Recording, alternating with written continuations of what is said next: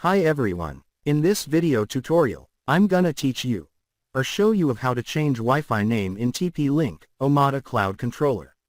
Or how to edit wireless network name. Just follow me, friends. Let's start.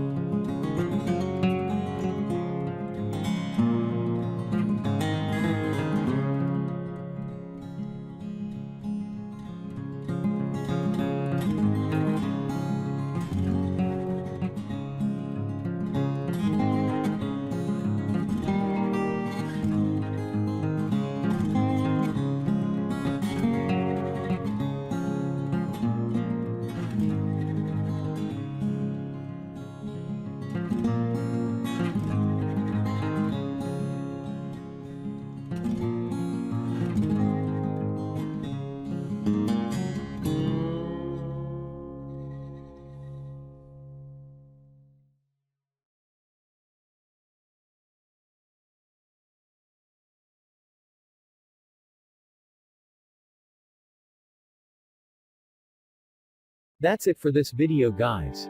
If you like this video, please do not forget to like, share and subscribe.